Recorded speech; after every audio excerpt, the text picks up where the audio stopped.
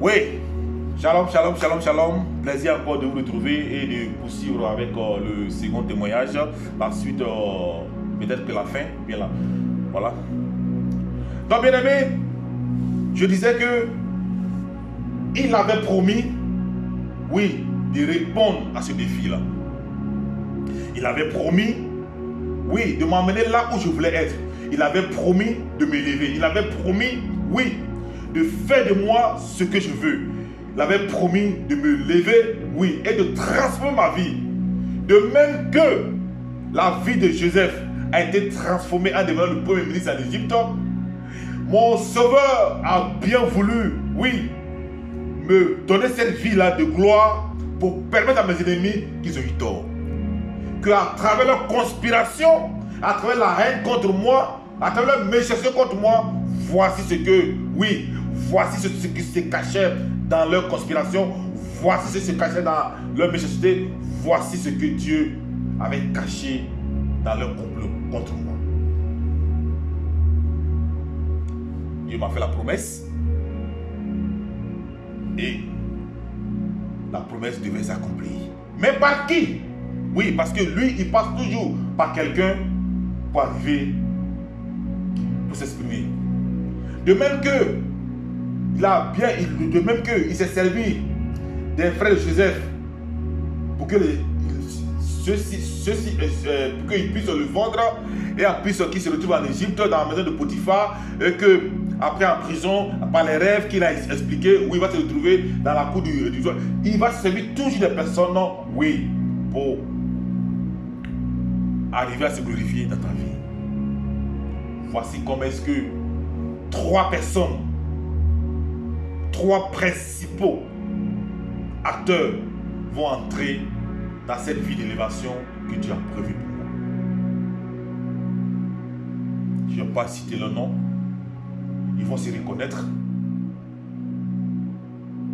Voici comment est-ce que mon Créateur pour m'élever va susciter trois personnes, trois acteurs clés pour répondre à ma prière. Parce que je ne cesse pas de dire, je ne cesse pas de prier, de lui demander de m'élever. Oui, comme Daniel, dans le trou, ne cesse pas de prier pour que Dieu puisse revenir en être. Aussi comme Samson, dans sa dernière prière, pour éteindre et pour faire mourir tous les Philistins, il avait demandé que pour la dernière fois, le Seigneur, ton Créateur, lui fasse pousser les cheveux, qu'il retrouve ses forces. Bien-aimé, il fallait des personnes pour répondre. Il fallait des personnes par qui Dieu allait passer pour m'élever. Et cela a été la tâche des trois acteurs que je vais dernièrement. Mes ennemis avaient pensé qu'ils avaient eu la suprématie sur ma vie. Ils avaient pensé que c'était fini pour moi. Ils avaient pensé que là, j'allais être insignifiant pour le reste de ma vie. Ils avaient tout pensé, sauf ce que Dieu a dit. Sauf non. Ils avaient tout pensé. Ils avaient tout pensé. Sauf ce que Dieu allait faire de ma vie. Sauf le plan de Dieu. Le plan glorieux de Dieu pour ma vie qui était caché dans eux-mêmes le plan.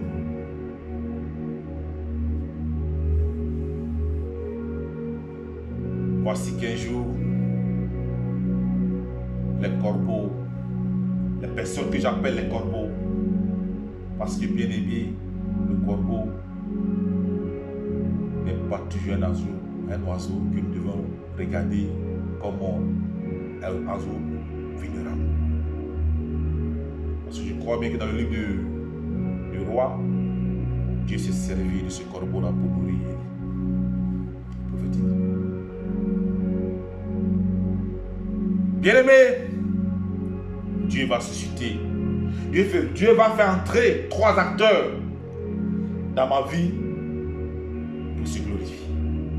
Ainsi qu'un jour, je vais recevoir le coup de fil de mes nièces que j'affectionne beaucoup parce que bien vrai qu'elle était distante de ma souffrance, mais je pense qu'elle avait un cœur pour moi. Elle va rendre témoignage à un tonton qui est déjà à l'œuvre dans le ministère. Et ce dernier va entrer en contact avec moi. Oui, voici ce tonton, mon bienfaiteur, oui, l'envoyé de Dieu dans ma vie, que pendant longtemps j'avais sous-estimé parce que tout contact était coupé entre ce tonton-là et moi. Je ne l'appelais pas, il ne m'appelait pas. Il savait que j'étais en Europe, mais puisque je ne l'appelais pas, lui aussi ne m'appelait pas. Bien, mais voici comment est-ce que Dieu passe pour faire les choses. Dieu va toucher le cœur de ce tonton et celui-ci va entrer en contact avec moi. Bien-aimé, avant que ce tonton puisse me contacter, il s'était bien près de ma situation auprès de cette nièce que j'affectionne beaucoup. Et il va me contacter et s'imprégner par ma bouche des réalités qu'il vivait. Et il va dire, nous allons prier. Tu crois en Dieu? Je dis, je crois en Dieu. Nous allons prier. Et j'ai foi que mon Dieu, que le Dieu que je sers pendant des années, que le Dieu que je sers pendant longtemps, va ouvrir une porte à quelque part par rapport à la situation que tu vis. Je lui ai dit merci tonton. Merci tonton. Je te crois. Parce que si tu as fait fi de toutes choses et que tu m'as appelé, c'est bien évidemment parce que Dieu a bien voulu cela dans notre relation. Bien aimé, le tonton n'avait vraiment pas de motif et de raison pour m'appeler. C'est moi qui suis le petit. C'est moi qui suis en Europe. C'est moi qui dois entrer en contact avec les personnes qui sont en Afrique. Mais quand Dieu veut te bénir, il va toujours passer par des personnes à qui il ne t'attend pas pour arriver à sa bénédiction. Bien aimé, le tonton n'a pas fui de ma mauvaise conduite à son égard et il a décidé d'intercéder à ma faveur. Il m'a dit, ça va aller. La situation va aller. Entre-temps, j'avais eu la révélation que ma situation allait prendre fin. Mais comment, je ne sais pas. Donc c'est le comment, c'est dans le comment qu'il est entré en scène, c'est trois protagonistes. Et il m'a dit, nous allons prier, prier, prier. Et c'est ainsi que, effectivement, nous allons commencer à prier, prier, prier. Et mon Créateur avait véritablement vu que mon cœur était vraiment pour lui. Que si il m'élevait, effectivement, il allait répondre à cet appel-là. Et voilà, un jour, il m'appelle et me dit, tiens, j'ai une bonne nouvelle pour toi. J'ai pu soumettre ton problème à un ami du collège. Et ce monsieur, cet ami-là a promis de t'aider. Mais voici les conditions. Dis tonton, que le nom de Dieu soit glorifié. Que le nom de Dieu soit glorifié. Pas de problème. On va mettre ça en prière et on va voir la suite. C'est ainsi que le troisième acteur, oui,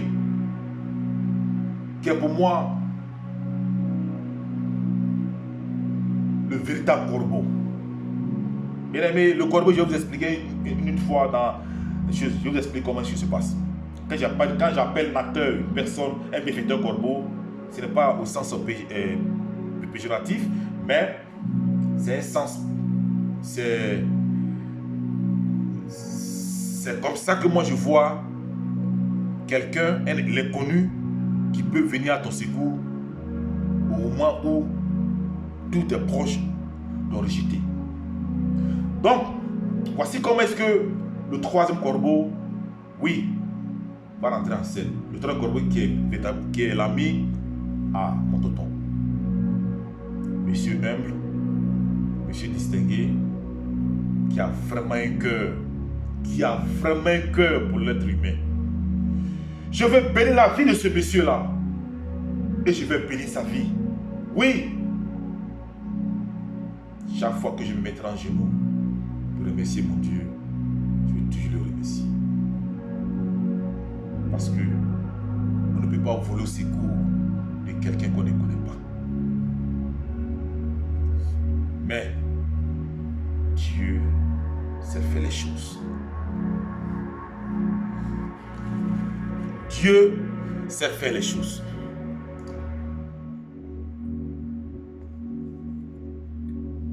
Ce monsieur n'était vraiment pas dans l'obligation de me venir en aide. Parce qu'il ne me connaissait pas. Mais touché par l'Esprit Saint, il a bien voulu répondre à la demande de son ami qui est de me venir en aide. Voici comment est-ce que je vais me retrouver ici, dans la localité que j'ai toujours souhaité. Bien-aimé, voici comment est-ce que je me retrouve dans la localité où j'ai toujours souhaité. Parce qu'il me fallait sortir de mon lieu de souffrance, il me fallait prendre un chemin. De même que le Père, le même que le Dieu avait ordonné à Abraham de quitter la maison de ses pères et de s'orienter à une direction inconnue d'eau afin qu'il puisse le bénir. C'est de cette même manière qu'il me fallait que je quitte là où, oui, ma souffrance grandissait. Il fallait que je quitte là pour arriver dans la localité où j'espérais. Je suis arrivé ici et comme il m'avait promis, en espace d'1 an, ma vie a pris la tournure qu'elle devait. Bien aimé, en espace d'1 an, je ne vais pas vous citer les choses pour ne pas amener quelques-uns à penser que je suis en train de glorifier le matériel, non. Mais ce que je n'ai pas pu faire ce que l'ennemi ne m'a pas pu permettre de faire pendant 15 ans, 16 ans, en espace d'1 an, j'ai pu accomplir cela grâce à mon Dieu. Bien-aimé, nous avons un vrai Dieu. Nous avons un véritable Dieu. Nous avons un vrai Dieu. Nous avons un véritable Dieu. Si tu es sincère, que tu marches comme lui, surtout avec lui, il n'y a rien qui ne puisse faire pour toi. Bien aimé, en l'espace d'1 an, j'ai vu ma vie prendre la tournure, prendre une vitesse que moi, mais je ne croyais pas.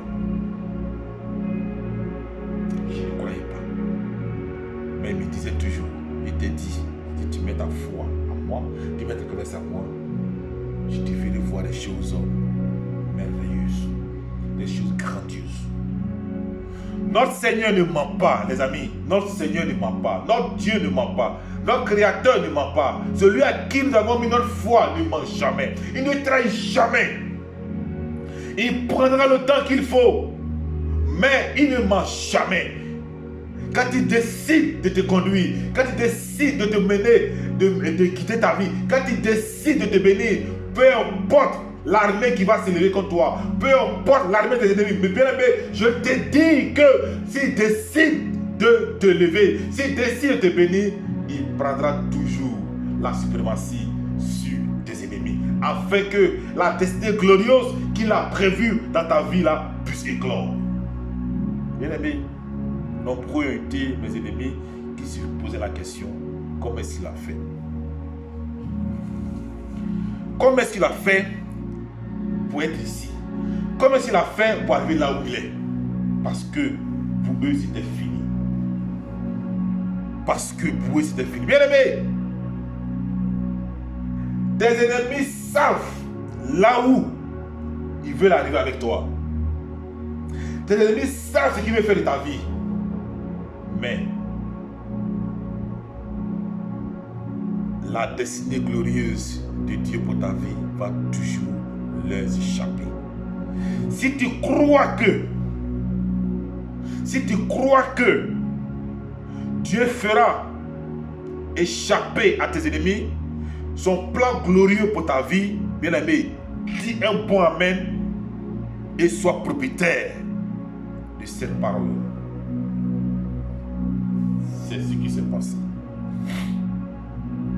Nous avons un Dieu qui se sert de toutes les situations pour se glorifier.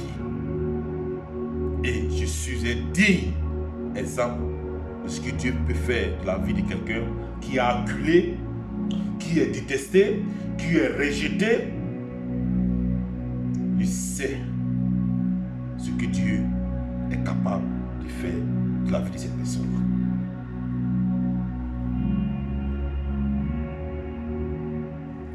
Bien aimé, au moment où mon récit tend vers sa fin, je vais dire à quelqu'un que la gloire de Dieu ne peut être possible dans la vie d'une personne que si cette personne a créé les conditions favorables pour lui d'agir. Je vais dire quoi? Que si tu es encore lié à des choses qui ne n'ont pas à lui, je pense qu'il ne peut pas se manifester dans ta vie. Que si tu es encore lié à des choses qui n'ont pas lui, le grand Dieu, lui, ton créateur, ton sauveur, ton pourvoyeur, je pense qu'il ne pourra pas se manifester dans ta vie. Bien aimé, tu ne peux pas être en train de courtiser ou du moins coucher avec le mari d'autrui et puis espérer avoir un mari pour toi-même. Ça ne peut pas marcher comme ça. Ça ne peut pas marcher. Tu ne peux pas être toujours en train de commettre l'adultère avec la femme ou le mari d'autrui et puis prier pour que, et puis demander à Dieu de te donner un mari ou une femme. Ça ne marche pas comme ça. Ça ne marche pas comme ça. Commence par abandonner ce monsieur. Commence par abandonner cette femme. Range ta vie. Mène une vie de sainteté qui va plaire à ton Dieu et tu verras qu'il va répondre favorablement à ta prière.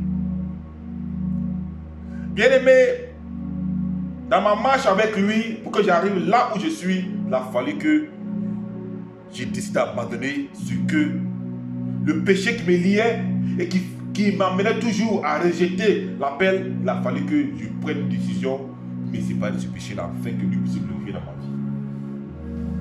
C'est pas toi du péché qui te rendra devant la face de Dieu. C'est pas toi de ce que tu fais et qui n'honore pas Dieu. C'est pas toi de ce qui te lie au diable. C'est pas toi de ce qui te qualifie de pécheur.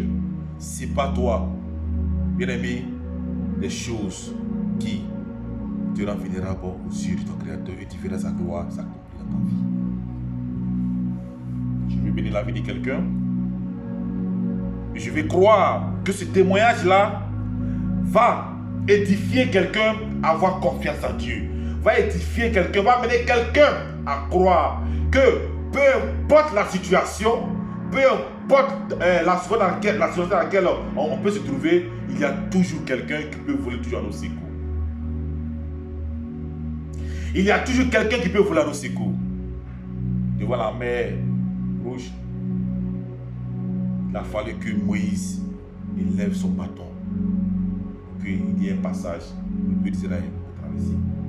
Alors qu'il pensait que c'était fini, voici comment est-ce que Dieu a pu frayer un chemin pour eux pour qu'ils puissent traverser. Ma soeur ne perd pas espoir. Mon frère ne perd pas espoir. Range ta vie. Commence par ranger ta vie. Commence par ranger ta vie. Sors de la fornication. Sors de l'adultère. Sors de l'impudicité. Sors du mensonge. Sors de la méchanceté. Commence à marcher véritablement avec le Christ. Commence par mettre en exergue les recommandations du Christ. Commence à te rapprocher véritablement de lui et tu vas voir ta vie se transformer. Bien aimé, je vais m'arrêter là et je pense que ce témoignage, partie 1, partie 2, vont quand même édifier la vie de quelqu'un et permettre à quelqu'un d'avoir confiance au Dieu que nous servons, qui vont permettre à quelqu'un de comprendre que devant les situations difficiles, il n'y a que lui et lui seul qui peut décanter les situations. Accrochez-vous de lui, marchez et adoptez cette vie de sainteté qui va vous permettre de dégager un parfum d'une odeur agréable devant la face de votre Créateur afin qu'il se déploie véritablement dans votre vie. Sortez du péché et priez-le sincèrement. Vous verrez sa gloire s'accomplir dans votre vie. Voici mon histoire et je pense que cela va édifier la vie de quelqu'un. Que Dieu vous bénisse et qu'il vous permette toujours de lever les yeux vers lui pendant les moments difficiles et de croire qu'il n'y a que lui et lui seul qui peut voler à votre secours. Car le Dieu et vous formez toujours la majorité. Oui, votre Créateur et vous formez toujours la majorité. Alors peu importe l'armée, peu importe le nombre de l'armée de l'ennemi, vous, votre Créateur, formez la majorité. Bien aimé, c'était le révérend pasteur Sylvain Simon dans mon témoignage acte 2. Que Dieu vous bénisse et qu'il permette à ce que ce témoignage-là puisse vous édifier et qu'il vous permette d'avoir confiance en lui. Shalom à tous. Très bon dimanche. Ciao, ciao.